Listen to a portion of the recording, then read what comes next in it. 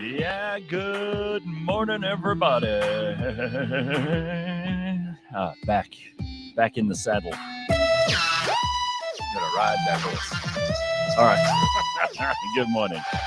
It is a Monday morning, and we are live. The 28th of March.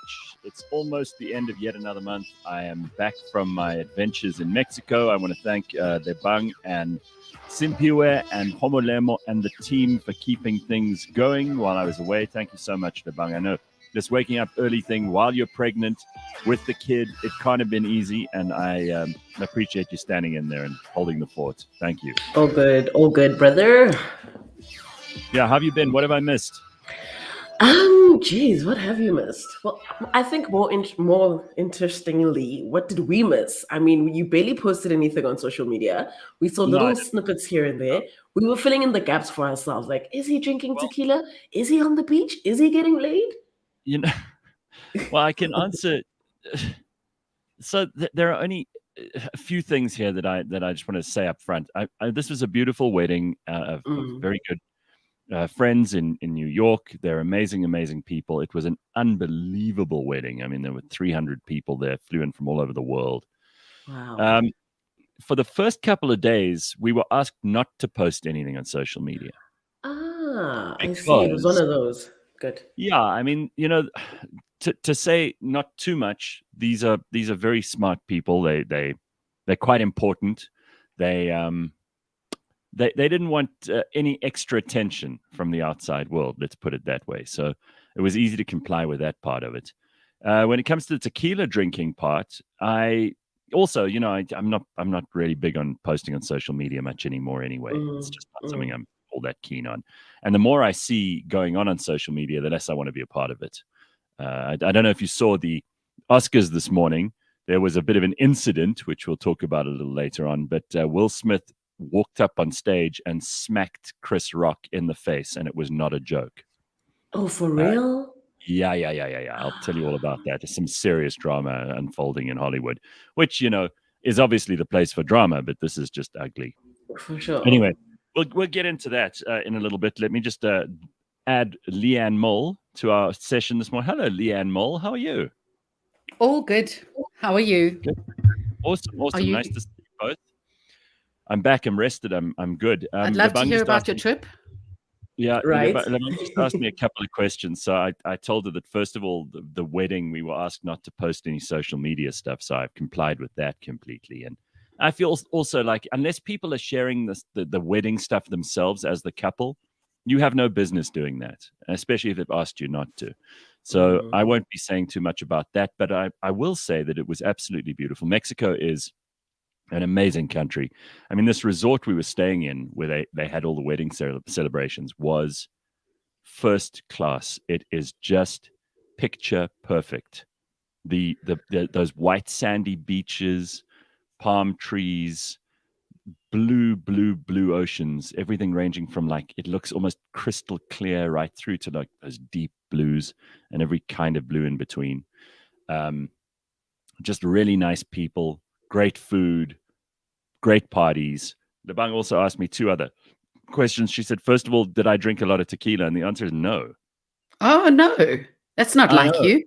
I drank some tequila, and I will tell you, like, the Mexicans do it slightly differently. They don't knock back shooters like we do. They, you know, especially the better tequila, they drink like whiskey. It's on the rocks in a tumbler glass, and that's how they drink it. And if it's an añejo, then it's, you know, it's an older tequila. It's been aged for a while. It's smooth as can be. There's none of that that you get from a normal, crappy local reposado. You don't pull the face. There's no face after you take it. And the third question she asked is, like, did I get laid or anything like that? There was none of that. But I will say I did do 2 really exciting days touring around Mexico, just kind of in the Yucatan Peninsula, which is where we were near Cancun. And I went to Chichen Itza, which is the old Mayan, the ruins of the Mayan city in central Yucatan. It's just absolutely beautiful. This pyramid of Kukulkan, which is, you know, famous. You see it on all the postcards, and people speak about it everywhere. It's magnificent. And that place is just eye-opening. I mean, you think about the astronomy that they were doing in 1100 AD. You know, these guys were mapping out the seasons with their buildings. They were observing the sun and the moon and the stars at close quarters. They knew what was going on. They had a calendar, an advanced, sophisticated culture, these people, the Mayans. All those names that you've just said sound totally made up, right? Yeah, I know. But I mean, they're probably normal to you now, but we're just like, which characters from which TV show? Okay. The flights were long, though. I mean, I left Mexico at midday on Thursday, and I only got back yesterday. And sorry, not yesterday, Saturday at 12 o'clock. So that I didn't have it. My Friday was completely lost. I still don't know where it is. I'm trying to find it. But I will also say this. I love coming back. It's always my favorite part of a holiday. I love kind of handing out the presents to the friends and family. And I got back, and my parents had been looking after Carl. And I walked in, and I ran over, and the little puppy came up and jumped in my arms. And I said, "Where's Carl?" And my mum looked at me with this kind of blank expression. And she said, Carl died on Monday last week. And Gareth. they didn't want to tell me. Yeah, they didn't want to tell me, so I kind of had to find out that way. Oh, man. Sorry, Gareth. That's pretty shit, but everything else is just great. And I'm not, he was old. I said to you when we were doing the show in December, on the last day, he was having, on the last day of December that we did the show, he was having like breathing problems, and his little heart wasn't coping. And, the couple of weeks and months that we've had since then is like bonus time. So I was expecting this. I was dreading it. I hate the fact that it happened while I was away, because you kind of want to say goodbye. Anyway.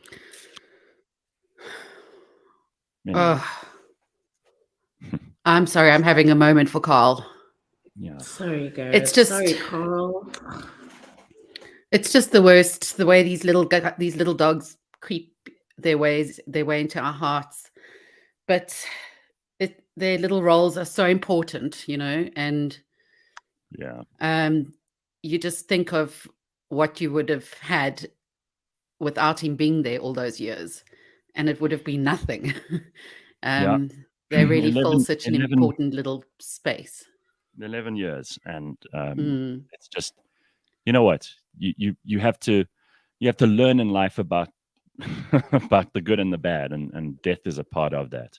And I always think it's important, especially for kids, to learn about mortality, because otherwise they go through life thinking everything lasts forever, and then when it hits them in the face, as it does, they tend not to be able to deal with it. I'm just sad I wasn't here, because the family all had to take care of it and everything else, and it feels like there isn't actually the closure that there should have been.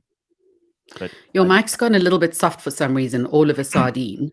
Can you hear me properly, Lebang? Yeah, that's better. Okay. Yeah, anyway, that was the only dampener on an otherwise really good, and thoroughly enjoyed it. I mean, I think I only missed 7 shows, but it feels like, I was away for a month.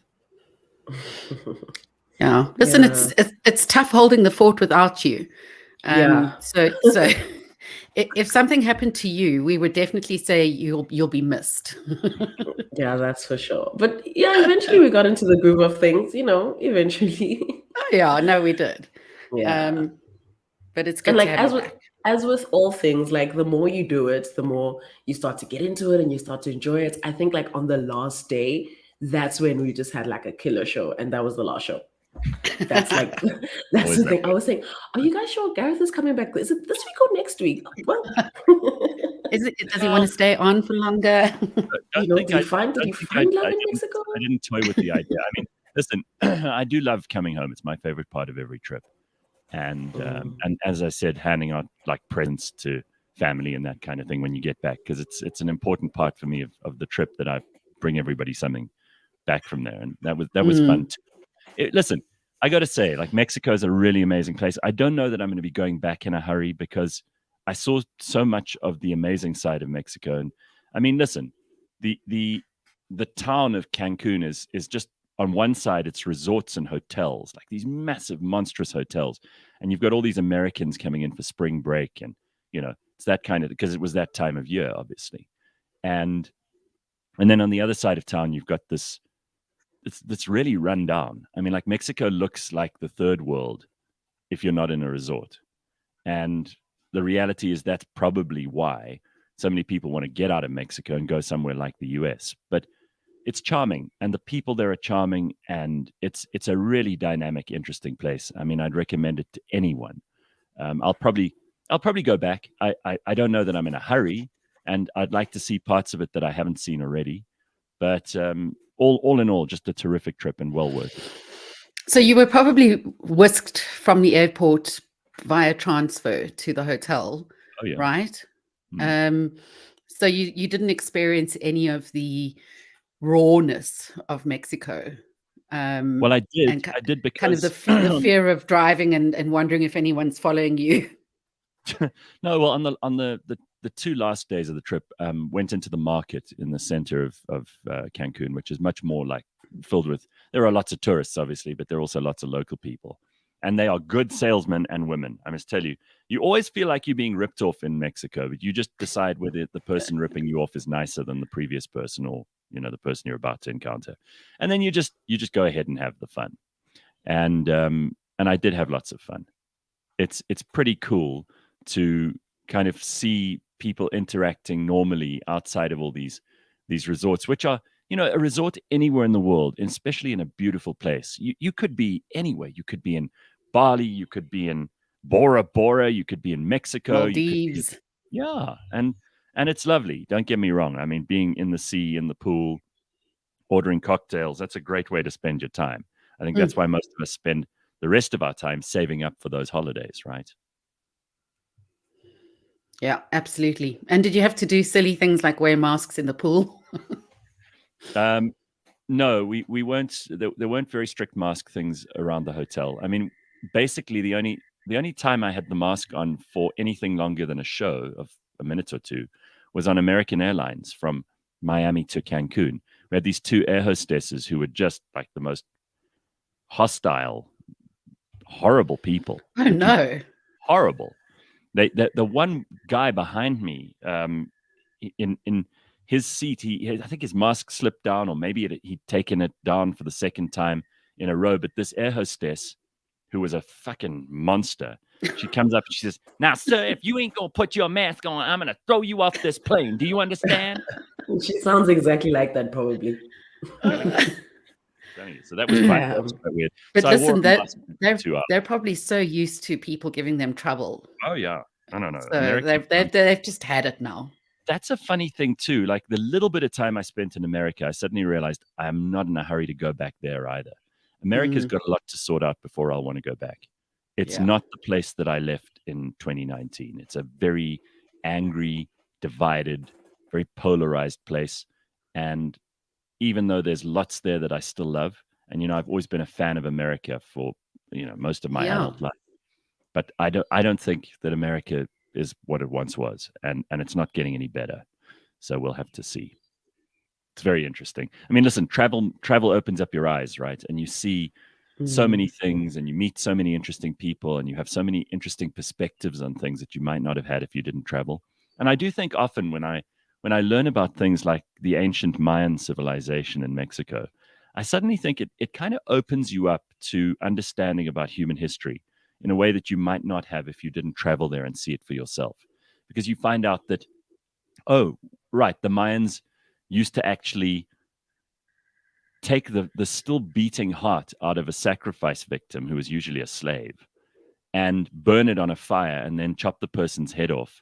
And this was the most sophisticated just to make sure they were dead. I mean, but this was the most sophisticated civilization in Mesoamerica.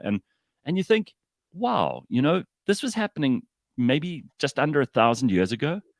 And we think that modern humans are so evolved and so fantastic. Not so long ago, we were doing pretty stupid stuff all over the world. And every civilization is absolute shit if you go back far enough.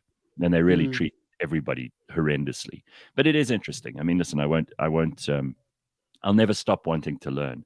But yeah, other than that, that's pretty much the whole update. I'm still getting into the swing of things. I've got a ton of emails to reply to and all the usual work day-to-day stuff. But you know what? I kind of like it. I like getting back into the swing of things. So let's see how it goes. Good. I think just one more thing on the travel thing. For me, what's important when I do get to travel is seeing the scale of things in real life. You really can't pick anything up like that from pictures or video unless you're there in person. That's true. Yeah. I mean, listen, Mexico is amazing from that point of view, because I found out so many things I didn't know. Like that whole part of Mexico, there are no surface rivers. There are only these underground rivers and these things called cenotes, which are they're like big craters filled with water. And if you've ever watched a documentary on Mexico, you'll know what I'm talking about. But they're all over that peninsula, and that's the fresh water supply. So they don't have there's not a single river in that whole part of Mexico. They're all underground. It sounds like that would be something that would go down well here, because then we couldn't pollute the rivers and pollute our own water source. We'd find a way in this country. We always do. All right. So what did I miss while I was away? Because I'll tell you what I saw this morning, just from the brief. I was up from like 2 a.m. I just couldn't get to sleep. But I did see a thing where Will Smith went up on stage. Chris Rock made some joke about Jada Pinkett Smith being bald because she's got the alopecia, she's got the hair loss problem. And, Chris Rock said something like, I'm looking forward to seeing Jada in G.I. Jane 2. It's a joke. Yeah. So Will laughed, but then Jada was looking very stone-faced. So I think he took offense on her behalf. He got up and he walked up onto the stage and he smacked Chris Rock in the face with an open hand. And everybody, most people thought it was a joke. And then he walked off the stage, Will Smith. Chris Rock kind of staggered a little bit and went, oh my God, Will Smith just smacked the shit out of me. This is all on live television. And then Will Smith sits down and he shouts at Chris Rock, keep your fucking mouth off of my wife, or what? Keep my wife out of your filthy mouth, or whatever. Yeah. It was bad. It was really, really bad. And, totes orcs. Yeah, and then he won the Best Actor Oscar later on, and he was full of apologies and all teary.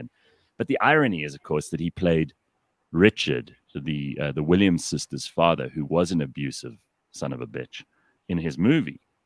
He tries to make him more personable. I haven't seen the whole movie, but I believe it's really good. That's interesting, because I wonder if, you know how these method actors get into it. I wonder if he would have done that had he not played that role recently. Well, I got to tell you, it's not great for the Oscars, because the Oscars already are suffering with very low ratings. And while this is sensational and will get a lot of attention, it's not going to look good. If it makes Will Smith look petty and stupid, and it makes and the fact that he's shouting, you could drop a pin in that auditorium after that. Lord. It's like the most awkward thing. And then he goes up and when he wins his Oscar, and it's sort of like a bit of a downer, because here he is celebrating this great achievement, which any actor would want. And ironically, Denzel Washington had apparently given him some advice during one of the commercial breaks and said, dude, when you're at your highest, that's when the devil comes. And that's exactly what happened to Will Smith. So he just looks like, and frankly, any display of outright violence on live television ought to be treated the same. If you are a person who professes to not be a violent human being, and he says he's like an ambassador for love or whatever Will Smith says, but you go up and you'll hit another person live on television, you have no self-control. You're setting a very bad example for the rest of the people. Even if it is your wife's honor that you're defending, it's not great, and it doesn't look good, and it's a bad example for boys and for men out there, that this is how you resolve conflicts. And we're always talking in this country and everywhere else about gender-based violence. And if a man is prepared to hit a man like that, it's possible that he's prepared to hit a woman too. Look, and we don't. I hear that, but I'm just thinking about, had Will Smith decided to just kind of keep it moving, let Chris have his moment, and Jada sit there in her emotion, that limousine ride back to the house would have been chaotic. The minute they got home, she would have lost her shit. I think in that point, Will Smith really just had to decide if he was going to be a husband first or an entertainer first / actor / professional in that particular setting. I completely agree with you, Gareth. You're right. It's a bad example. You can't be portraying violence on television, but I get that. But I also think, what better way to say, hey, yo, Chris, you can't be talking about my wife like that while she's like this. She's clearly not okay. This isn't something that we can play fun at. This is my wife. I'm sorry. Listen. I would be embarrassed if my husband did that. Everybody at the Oscars is fair game, and if you think that you're above a joke, which clearly he was imagining Jada is, and you think that getting up on stage and behaving like that is good for you, your family, your reputation, and really, Will Smith has always been one of the good guys, and now he looks like any of the other guys. These shitty people in Hollywood who tell you to behave a certain way, but they themselves behave a different way. It's just ugly. And I'm really disappointed in Will. I get it. Like, if someone insulted my girlfriend, my wife, my mom, my sister, I would want to get violent with them. But there is a time and a place. And if you're the guy who's about to win Best Oscar, talk about, sabotaging yourself. You're about to have a moment, and you step on the landmine willingly. Stupid. Sure, but look, guys, should we not be saying, on one end, Will Smith is showing us that he's a freaking human being. He's not a prop. He's not a tool of Hollywood. At the end of the day, him lashing out, of which he was just lashing out. He took it to the extreme. He could have handled it better. He didn't. That happened. But he's a human being in the streets of America. Yeah. When somebody talks shit about your girlfriend, your wife, you wild out. It's not a good look. These two, Will Smith and Jada Pinkett Smith, share everything about their life, including her alopecia, their open relationship, the fact that she's sleeping with other men, that he's sleeping with other women. I don't know what's going on there, but it's a fucking mess. And the two of them share everything with everyone. And then they don't want people to say something about them. If you want to protect your wife's honor, tell her to stop tweeting about all of her personal problems. And then people might respect her a little bit more. But if you put yourself out there, I'm afraid it's going to come at you. And when it comes at you in the form of Chris Rock, who's hardly the world's meanest person, he's a hell of a funny guy. Yeah, that's the thing. He's not a mean comedian. Really? Yeah. And I'm sorry. I think you and many other people who are Will Smith fans, and I count myself among those people. Some of us will be defending him. Some of us will be upset with him and disappointed in him. Whatever your point of view. If this was anyone you didn't like and they walked up on stage and hit somebody, you would never, ever defend them or support them. It's just awful. These people do everything they do publicly, and it's enough already. It's just a gross, ugly show. It's a big, ugly reality show. The whole of Hollywood is a mess. Yeah. And the people in it are the least exemplary people on earth. I'm horrified. I mean, listen, Chris Rock is hilarious. And I think he has a go at everybody. I mean, there are always jokes every Oscars that people think, oh, that was a bit tasteless, or maybe that wasn't so funny. But if you're in Hollywood, you don't want to take that, then get out of Hollywood.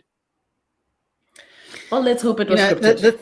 The thing as well is that he wrote that joke. He thought about it. He planned it. He thought to himself, this is going to be risky. Do I go ahead with it? He probably bounced it off other people. So with that said, I think it was a little bit in bad taste, to be honest. Like nobody in the room was like, maybe let's leave this in the draft. Let's not hit send on this one. Yeah. Everybody was like, that's the one. Yeah, it's going to be so great. But, with the benefit of hindsight, everybody's perfect, right? Everyone has 20/20 vision. I think the amount of shit, says Dude 69, that Will went through with Jada, he never had a chance to lash out at anybody, and Chris was just an easy target. Will needs to join MMA to get rid of his frustration. That's also possible. I mean, their relationship has been an absolute mess, and somehow they stay together. They've got those two kids who are just like poster children for mental health problems. They really are big, big problems. That whole family is just an absolute disgrace. And I don't know how Will can suddenly take it all out on Chris Rock like he's the bad guy. I'm sorry, you people, this Smith family, they live out there. They publish everything they do. From Will and Jada probably announce the size of their bowel movements to their audience. But suddenly, when Chris Rock makes a joke, it's not on, and it's like crossing a line. Oh, do me a favor, please. Chris crossing a line. If that didn't happen, I promise you, we would not be talking about the Oscars. We would not even. Well, I didn't even know they were happening. That's right. I mean, the cynical part of me goes, oh well, this was it was an act. But I mean, everybody here is. I don't believe Will Smith would risk this. If someone gave him a script and said, do this, go up on the Oscars stage and smack Chris Rock, it's going to make you look great. I don't think he would have done it. He knows, and he was crying afterwards when he accepted his award, and he apologized to the Academy, apologized to his fellow nominees. The only person he didn't apologize to is Chris. So, interesting. Anyway, I mean, so he did win for playing Richard Williams, and I want to see that movie, frankly. It's called King Richard. It's about Venus and Serena. I don't really care about the rest of the Oscars. I don't know who won any other awards. I'm not particularly interested. As Lebang says, we wouldn't even be talking about it this morning if that hadn't happened. So let's see what... Yeah, I mean, the most is that I want to watch the movies, but I'm really not interested in everything else around it. 100%. Yeah.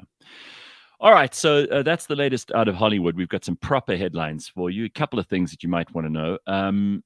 Apparently, some of the hand sanitizers, this is still a thing. And while I was away, didn't Cyril lower the mask mandate for indoor? I mean, like anyone's wearing stuff or outdoor or whatever. We don't have to wear masks outside anymore. Outside, but we do have to wear them inside. It's so strange. I saw a family of like 3 generations taking their Sunday stroll yesterday. There were about 7 of them. They all had their masks on. I was like, what? What's wrong with you? I have to say also with these stupid COVID tests that you have to do when you travel, and they're such a joke. I mean, you have to go through the test, right? They do the swab and everything, then it's a proper PCR test. I had to do one before I left for Mexico here, and I had to do one in Mexico to come back. But no one looks at them.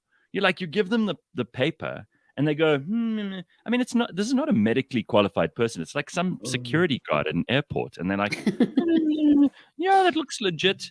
Yeah, it seems like that's fair enough. I mean, come on. Who are we trying to kid? I could have walked in with a cereal bowl full of COVID in its natural form and have said, I'm just taking this to someone on the other bowl side. full of COVID. Listen, I've just heard from someone who also arrived back the same day as you from on to our Tambo Internationals. Yeah. And they were saying how terrible our international arrivals setup is looking at the moment, how it needs at the very least a lick of paint. It's just disorganized and embarrassing. Well, look, because I come home to Joburg, I'm always happy. So I don't really pay attention to that stuff. But when you've been to Dubai airport, which, I mean, again, I flew through Dubai, that place is just next level. It is clean. It is spotlessly clean. And you never see people cleaning. It just always seems, I don't know whether they come out of the ground, they clean, and then they disappear. It is the cleanest, shiniest, most well-run airport. Everything is good. They've got, boards up that tell you exactly what's going on. The lounges are amazing. It doesn't smell funny. There aren't marks of like where people have been bashing their bags against walls. Our Tambo is by comparison with that a mess, but then most airports are. So I don't think we need to give ourselves too much of a hard time about that. There are lots of airports in the world that are just as bad, if not a whole lot worse. But compared to Dubai, we all look stupid in terms of airports. It's next level. I actually had forgotten that we even had a family meeting. You reminded me. Like Cyril literally gathered us all at the 11th hour, as always. Said, "Hey guys, I've got something important to tell you." And then he's just like, "Okay, cool. You can't wear your masks outside, but there's certain places where you still have to wear them. So, for example, like bigger gatherings, you're allowed to be there and not wear your mask, but you can't have like a funeral after tears with like you and your 40 family members, but you have to wear a mask there. So it's all still very like, shut the fuck up, Cyril." But I mean, like I went to the store the other day and I wasn't wearing a mask. I went to the post office. I don't need to wear a mask.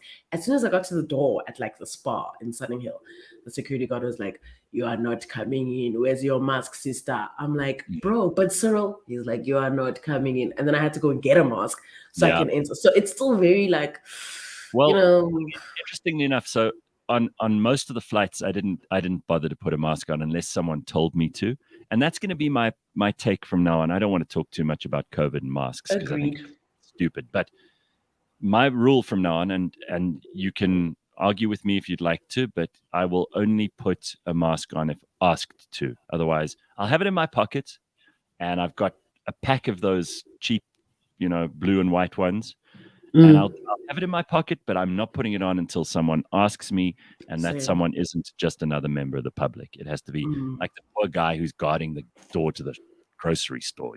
That's his job.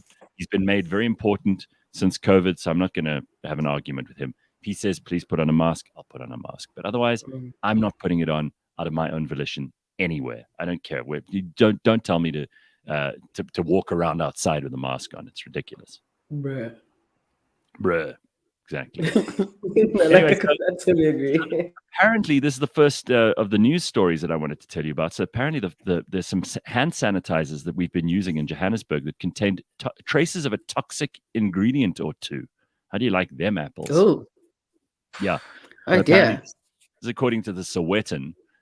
They say that there are some hand sanitizers that have been sold in Johannesburg that contain traces of toxic ingredients. What are they?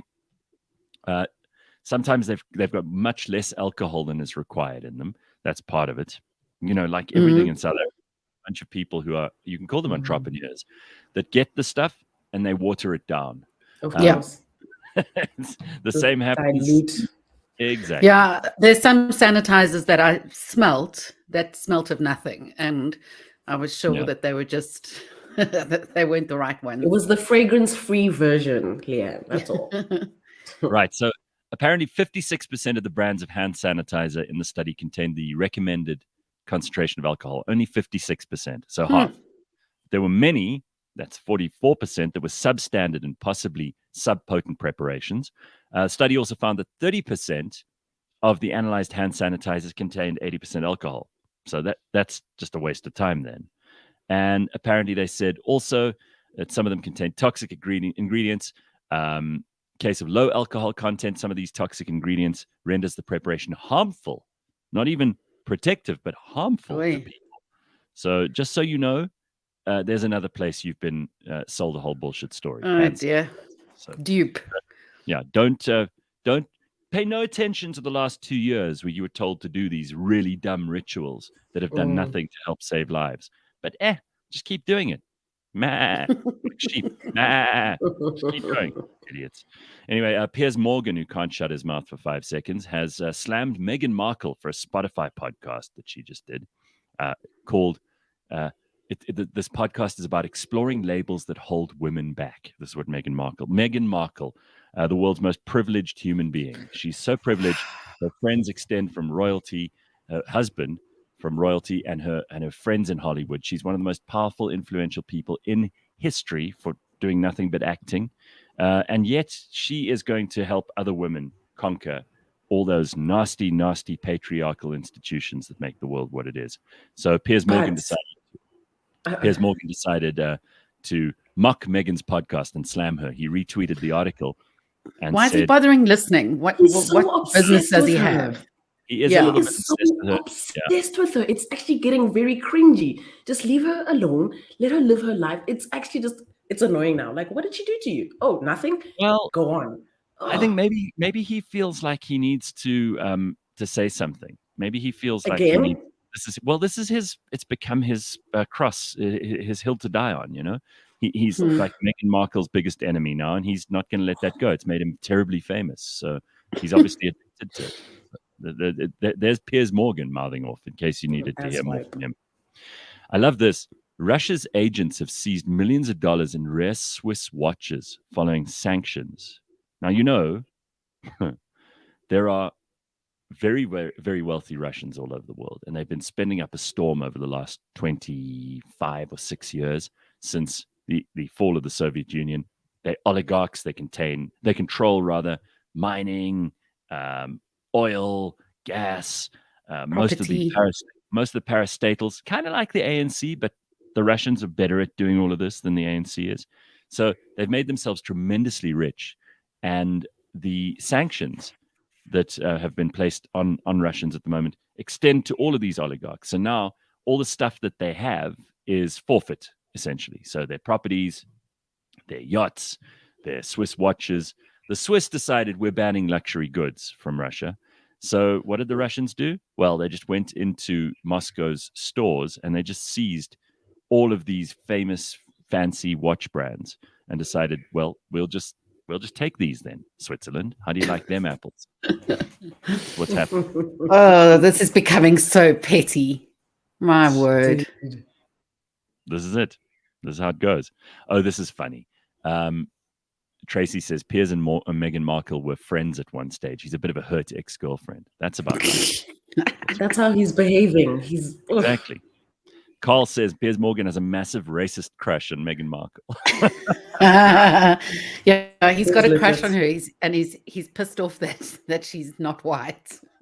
Yeah. Yes, it upsets him to the core, to the point where if he finds out that she breathes, he's gonna ask why she's still breathing. He's just gross. He needs to just let her go. Do you want to know some more about what's in the headlines? There's apparently, let me find something that's not depressing here, because there's stuff about Nhlanhla Lux and Operation Dudula, which we discussed on the show a while ago. But we I don't know if do we want to cover that? There's just too much of that going around, and I think you guys can save that for Thursday. Save it for when Mrs. Pumi's around. That's Like, it's right. a lot. Like, this whole weekend, like, he got arrested, blah, blah, the EFF. It's just a never-ending story at this stage. So, no thanks. Yeah, I kind of agree. Let's save it for Thursday when we have to talk about politics. Apparently, the preliminary estimate of the cost of damage to infrastructure following taxi protests in Cape Town on Thursday is more than 4 million rand. That doesn't sound like a huge amount, but that's, a couple of buses. And these buses may be the ones that people require and are reliant on to get to and from work. And you think we live in a country where we don't have a lot of resources, and particularly poor people are so reliant on trains and buses and taxis. And when we destroy this stuff, we're just making it worse for poor people. It's not going to change the lives of politicians, the ones who are in a position to actually make decisions that might help. They don't care. They have blue light brigades, and they're not worried about where their next meal's coming from, because the taxpayer is going to pay for that for them. So I always get upset when I see stories like this. But apparently the city's mayoral committee member for safety and security, JP Smith, said on Sunday that the figure was based on damages the city was aware of and are able to confirm with various property owners and entities affected by the violence. So some ugly stuff going on over the course of the last few days in terms of taxi protests as well. Yeah, if you don't have a car, and I think you must have really suffered over the past few weeks with all the strikes and all the ride-hailing strikes as well. Yes, so Uber was on strike, weren't they? They were also All shut of them. down. All of them. Yeah. Bald, in-driver. So Lebang, I mean, you mentioned to me a while ago that you can't believe the prices of getting an Uber for not particularly a long distance. I mean, I think to Pretoria it's like 600 odd rand now. It's pretty high. It's pretty high, and like the drivers aren't making it any easier. I think after last week, they just had like a long list of demands. That they're like, oh, there needs to be like a base fee of $50. So if you do want to take like a short trip from here to like the next neighborhood, they just kind of start rejecting your request. It's a whole bunch of like, we need more money and we want the government to support us, which is like, it's not new. You aren't the first organization to have that request. But since then, it's just been like pretty much downhill. I know that last week was just a nightmare. As Leigh-Ann said, if you didn't have your own car, you're pretty much screwed. They were definitely on one. But I think after like Friday, things lifted a little bit and it got a little bit better. And, people just kind of got back into the groove of things. And by the looks of things, I don't think they got a response. It looks as though things just kind of had to go back to normal. They didn't get their 50 rand base fee that they asked for. They didn't get the increased 3 whatever per liter. It literally, like, sorry guys, the answer is no. Go back to it. We don't have any extra money to throw around. I mean, the fact That's that the thing, and with the petrol price going up, it's putting extra strain on it. And a lot of these ride-hailing people who are employed by these companies are now cancelling the calls, but still pitching up and offering the passengers a cheaper rate just to do it on the fly. Direct. And now they're sharing personal numbers with these people, and now you can just phone your Uber guy who'll come and fetch you. That is the market working outside of the rules, which is what the market does.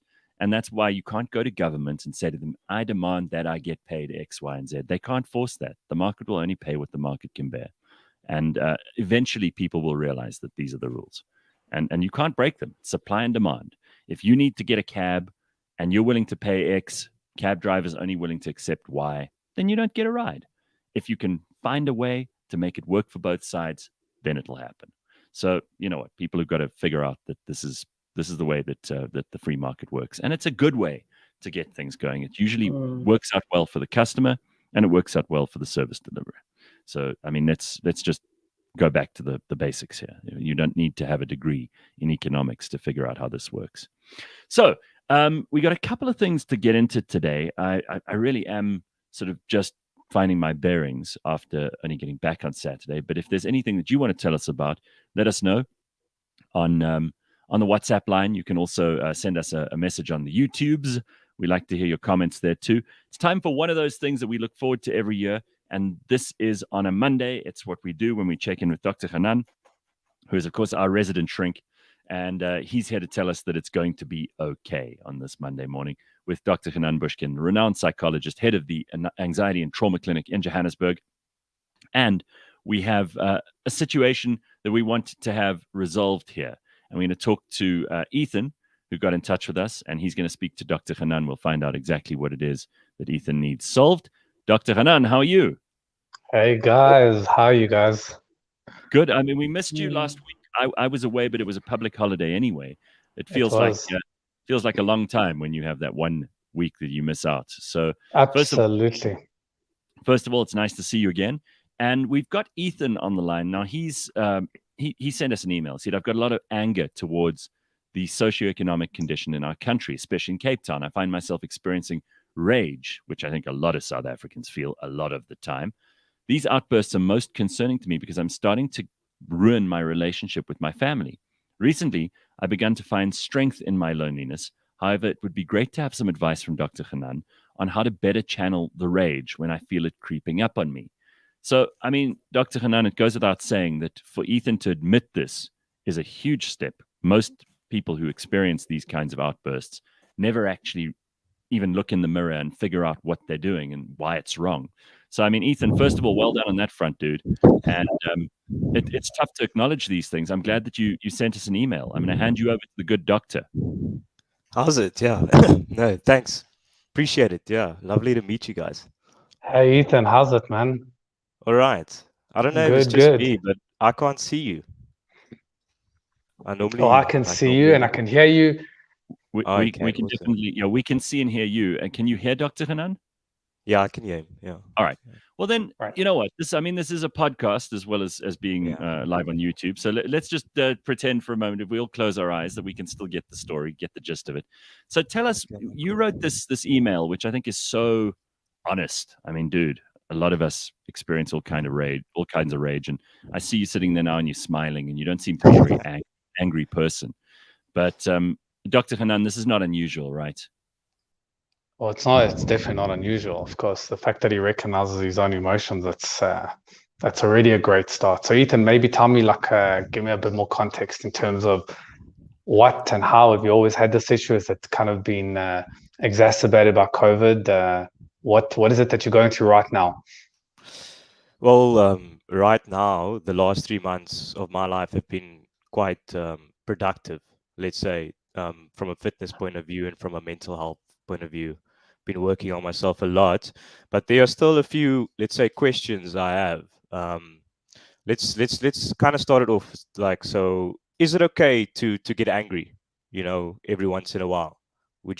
How would you answer that question? Means we have the capacity to feel, and we should have the capacity to feel all emotions. When somebody comes to me in my practice and says, I'm angry, I'm frustrated, I'm anxious, I'm insecure, I feel incredible amount of guilt, I'm sad, I'm depressed. To maybe as somebody else, you go, well, those are bad feelings. But before you judge, there's something that we have to take a very, we have to be cognizant of, and that is all feelings are designed to protect you. So if I'm confronted by a lion, I need to feel anxious so I can fight or flight. If I take a kid that's get bullied at school, and the kid will start feeling depressed, and you go, well, why is depression so healthy? Well, depression is healthy because it makes the kid start to withdraw, build a guard, maybe move away from school, or maybe go to another school, and that helps the kid survive. All emotions are designed to help you cope and survive when they work appropriately. But when emotions come up that actually serve no purpose, they don't make you better, they don't make you evolve, they don't help you survive, that is when it's a problem. So to answer your question, anger is incredibly useful in the right context, in the right situation. In the wrong situation, it's incredibly destructive, certainly to other people and definitely to yourself for sure. Okay, thanks. I thought it was a really good answer. I have another sort of like a situation that I want to paint out because let's take last year for instance. Last year, this is when this problem was very prominent in my life, and I had a couple of outbursts. There was sort of alcohol involved as well. It sort of serves as a catalyst towards it. So slowing down drinking, I still enjoy drinking every now and then. It's definitely helped me from an anger point of view. But last week Wednesday, I actually went out for a run. So I live in Cape Town or Brackenfell, which is in the northern suburbs of the Western Cape or Cape Town. And as I was jogging, I saw a woman get knocked by a car and literally fly, let's say 3 to 5 meters up in the air. Like a whole body sort of somersaulted, and she landed straight on her back. And I was quite worried. I thought she was probably unconscious or something along those lines. But she then proceeded to like slightly get up slowly. She looked around, obviously in shock. And I approached the situation. I don't know, it was like my first instinct to just approach it, and I kind of told the driver to get out of a car, and I could see she wanted to just drive off. She had like probably no intention of stopping, but she couldn't because the woman was in front of a car. So I raised my voice, and I could feel myself getting angry. And I repeated myself, get out of your car, get out of your car, get out of your car. Eventually, she rolled down a window. I kind of wanted to get her to take her to the ER so that she could just get assessed or I don't know, just figure out if she's okay. Because in that moment, even you won't feel anything because adrenaline's just pumping, right? You just got hit by a car. She was very resistant to get out of a car, but eventually she did. Then she proceeded to argue that she's more like worried about a car than the woman. So this is where I was actually quite surprised with myself, because normally this is where I lose it and I start swearing and I start insulting people. However, it wasn't the case. I tried to control myself, but I did still insult her. I called her disgusting. And it's sort of in the way that she approached the situation. I wanted her to take it to the ER, and I thought that would be a more humane response, let's say.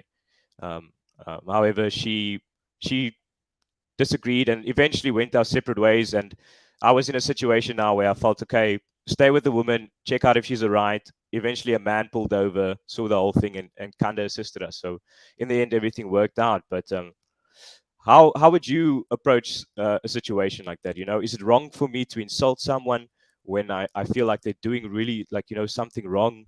I don't know. How would you assess that situation? So, Ethan, I don't know if you ever heard, I've said it a couple of times on the show, a principle that I live by. I call it the coin theory. Imagine this, you wake up every morning and you got 100 units of energy, 100 coins. Spend those coins wherever you wish. Once those coins are up, your body goes good night, and you wake up the next morning with another 100 coins. The problem is when you run out of coins by 2 o'clock in the afternoon, sure, you still have 8 hours to go before you go to bed, but now you're running at a deficit. And then something has to give. Your health, your resiliency, your mental well-being, your ability to pick up on opportunity. And your job is to be very stingy and very cognizant and very aware and very smart in terms of where you spend your coins. You can be speaking to somebody and you're starting off at 20 coins, and 2 minutes later you're at 80 coins and you feel alive, you feel really good, it makes you better. You can be starting, or you can start at 80 coins, you can speak to somebody for 2 minutes and suddenly you're at 0 and you feel depleted and you need a rest. Some people, places, things deplete you of these coins, and some people, places, things, they enhance or increase your number of coins. Now, the number one question that I get asked is, Hanan, how do I know where I should be investing my coins? And I'll say this, and this is very, very important for everybody that's listening, but Ethan, specifically for you and your question, value can only be assessed against the context of a goal. Value can only be assessed against the context of a goal. And I've used this analogy before, but Ethan, if I ask you, for example, if I phone you up and I say, I want to ask for your advice, should I take a bus? Should I take a car? Should I drive? Should I swim? Should I fly? What has the most amount of value? You are going to ask me right back, well, where are you going? And if I say to you, well, don't worry about where I'm going, don't worry about the end goal, what has the most amount of value? You're going to say to me, well, I can't help you. Value can only be assessed against the context of where you're going. What's the goal? Goal first, strategy second. Goal first, strategy second. But people just set strategies. They just go along for the ride and they hope that they will get somewhere. Well, they certainly get somewhere, but wherever they end up is where the universe decided, not necessarily with them, where they decided themselves. So the mistake and the reason why people don't set goals is because, one, people don't want to fail, because once you set a goal, there's room for error and there's room for failure. Once you set a target, you might miss it. And the second reason why people don't want to set goals, because it comes with sacrifice. Wanting something requires you to let go of something else. So to answer your question more specifically, is it right or wrong to do anything? Well, my next question to you is, so basically you're asking me, should I take a bus or should I take a car? What's right? I'm saying, well, hold on. What's the goal? Does it enhance? Does it get you closer to the goal? Or does it get you further away from your own personal goals? Whatever strategy you use, if it gets you closer to your goal, then it's good. And if it gets you further away from the goal, then it's bad, irrespective of how you feel. I've said this many times as well. Children base their decisions on how they feel. Adults base their decision on whether it services the goal. Goal first, strategy second. So is it right or wrong? Well, ask yourself, what is the goal and are my actions in service of that goal? Okay, wow. Yeah. Lovely sort of model for thinking. I have sort of one more question. Yeah. Can I throw something in here, Doc? Because there's something that happened at the Oscars last night that kind of it relates to this rage thing that Ethan wants to talk about. Will Smith runs up on stage because Chris Rock makes a joke about his wife, and he smacks him in the face, and then goes and sits down and says, keep my wife out of your fucking mouth. And he says this twice, and he's angry. And this is on a public stage at the Oscars. You couldn't get more public than this. And later on, he wins the Oscar, and he's all like contrite and apologetic. And I shouldn't have done that. Love makes you do crazy things, he says. But this is also an outburst of rage. This is also where someone says and does something because of emotion. Yeah, not an excuse. It does more damage to his personality than it does good, right? Well, I mean, I actually saw the video this morning. I don't believe for 1 second that wasn't put on. He's a master actor, and Really? there's no ways. Really? Absolutely, it was so put on, but it serves the goal. I mean, we're all talking about it. The Oscars got X amount of ratings. Will Smith is and Chris Rock are now they're in our mouths, they're on our TV screens. I mean, it served a goal. It certainly didn't take anything away from it. So it didn't become Will Smith more controversial. I mean, it didn't get to that point, where it wasn't like Will Smith and his family were squeaky clean in terms of their behavior, in terms of where they're at. So it didn't do them any damage. All that did, it just created more rating. I don't believe it was all natural. But anyway, but if it was, well, did it service the goal? That's what I would ask. Did it service the ultimate goal? And I think it did. Okay, well, that's interesting, because I was thinking it probably did do some damage to his reputation. But if you're saying that, then maybe it's a well thought through plan to just bring ratings to the Oscars. I mean, that makes it more cynical than anything. Completely. Good strategy. But do you think Will Smith is worse off now than he was before he smacked Chris Rock in terms of his image?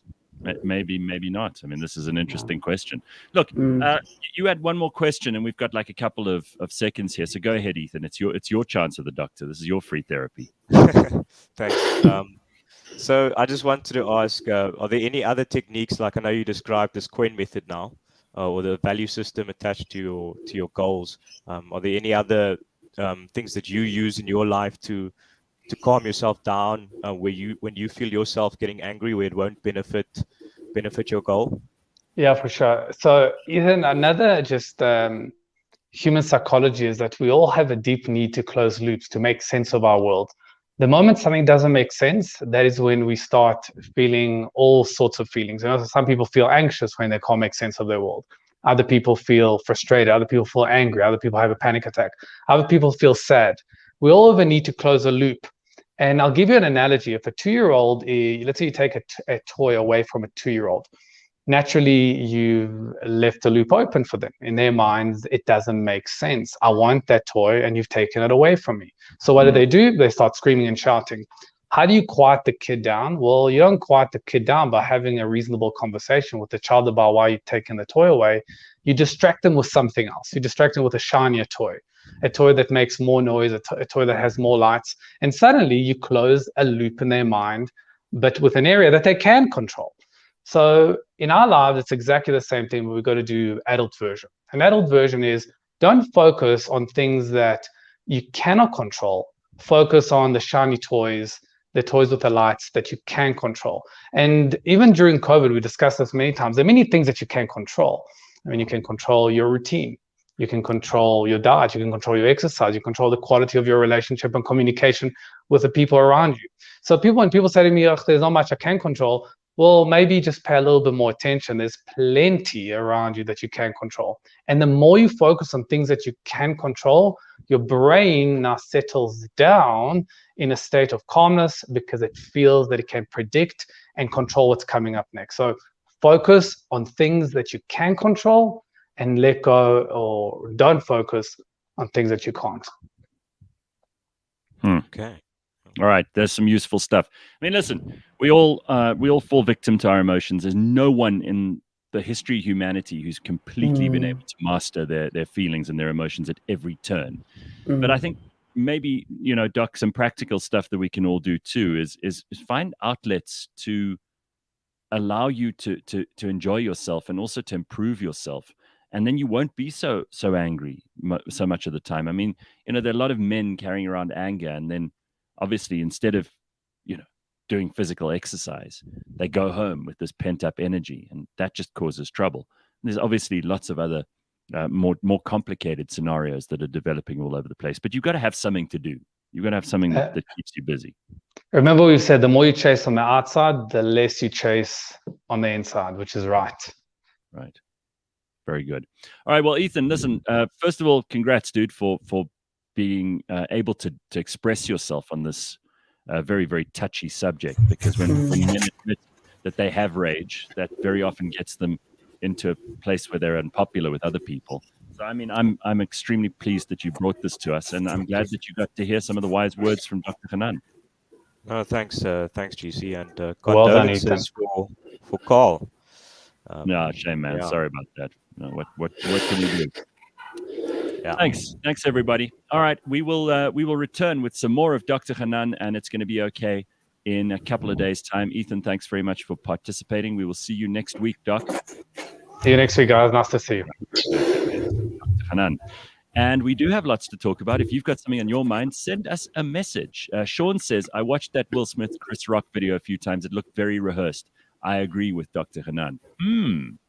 Interesting. There's also a comment earlier on from G-Star saying Chris Rock was holding the mic behind his back. He hit the mic as Will swung at him. That's the noise you hear. Yeah, no. They definitely had a goal. Do a poll. They had a goal. That was the strategy. And here we are. Very, very good. Then I was like everybody else taken in by it. So dumb. But then I wouldn't put this past Hollywood, huh? It is the place where everything is fake, even the fights. So probably not the first time that we've been duped, if that is what in fact happened. We will have to wait and see. All right, we'll return with a whole lot more in the next hour, including Collectomania. Don't go anywhere. Do you suffer from collectivism? So I collect pretty much anything creepy crawly. Do you have an obsession with objects? I've really just started loving vintage Rolex watches. Are you a fanatic, a devotee, an aficionado? Is it a bit over the top? Definitely. Do people walk in and go, what are you thinking? Yes. Cliff Central dispenses a weekly dose of Collectomania. Join me as I talk to compulsive collectors. Fascinating. He sold it to me for R1 million. That watch eventually sold for R8 million. Possibly a little weird. The tarantulas are definitely by far the most impressive. Collectomania, Mondays on the Gareth Cliff Show. Brought to you by SA Gold Coin Exchange and the Scoin Shop.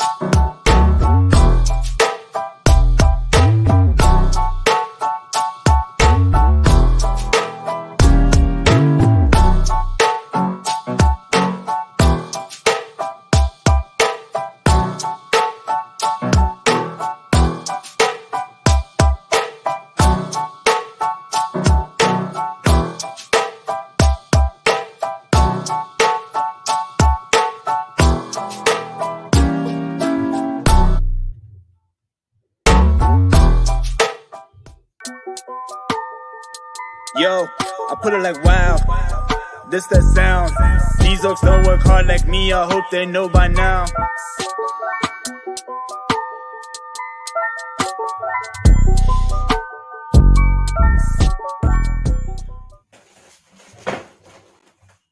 Cracking, we got a lot to do. Oh, there's Lebang's empty chair. Look at that. We got a lot to do today, a lot of things to talk about, some catching up to do. I'm happily back from Mexico and hitting the road running this morning along with you. If you have stuck by us over the last couple of weeks, especially the week that I was away, thank you very much to all the team who held the fort while I was away. It's always nice to be back home. I love it. And I'm sure you noticed, and not to speak about the weather because we've got nothing else to talk about, but I'm sure you noticed that the seasons have definitely changed since you've come back. Yeah. And it feels like we were cheated out of it was a bit of a farce, our summer in Joburg. No, it was. I was, and ironically, last Monday, which was Human Rights Day, was a public holiday, was also the day of the autumn equinox, which is the beginning, the technical beginning of autumn, and so that summer's gone. Sorry, it's finished. If you were expecting more summer, you're fresh out of luck, I'm afraid. Correct. Okay, so in today's unpredictable, uncertain, dynamic, and disruptive business environment, is your leadership capable of scaling as your company grows? So if you own your own company or you're in a small business, this is something that you may have been asking yourself. The reason I bring this up is because we have the latest episode of Leadership Books Unpacked, where Manda and Rulani explore how to generate conscious leadership at scale, something which I think is probably very interesting to those people who are trying to do exactly that. The conversation is anchored in the book Scaling Leadership, Building Organizational Capability and the Capacity to Create Outcomes That Matter Most. It's by a guy called Robert J. Anderson and his co-author William A. Adams. Leadership Books Unpacked is brought to you by Superlead. You find it wherever you listen to podcasts. And it's also a great way to get the book summarized. You don't have to read the whole thing yourself. Let these guys tell you what's in it. It'll make more constructive use of your time. So Parallel Parking says your team is evidence that you know how to employ the right people, Gareth. Thank you. You did a great job. Nice. And I see you may not have found love in Cancun, but it seems you found a new friend in the form of Hannes Meyer in the comments.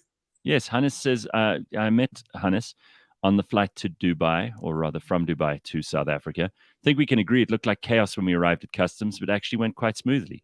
Keep up the great show. Hannes, yeah, it was. It was actually a pleasure. It was, you know what? I always think you think your country's the only one where things don't always work out properly, where queues are a problem, where systems don't work as well as they might, until you go to other countries and you see they have the same problems and you see they have the same issues. And really, the rest of the world just has exactly the same problems that we have. We just tend to focus in South Africa. We do quite a lot of time. We spend a huge amount of time complaining and thinking we're the only country in the world where things don't always go right. Anyway, it's always interesting to see that. And yeah, it was good to meet Hannes on that flight as well. Morning, guys. What happened to MKT in the show? Well, we're going to get Mbulelo on this show shortly, and we'll get him to tell us what he got up to in the US. He's back, but I wanted to wait until I was back before we got him on. So you will all will be revealed when we get Mbulelo. Dun, dun, dun. Dun, dun, dun. Dum, dum. Correct. All right.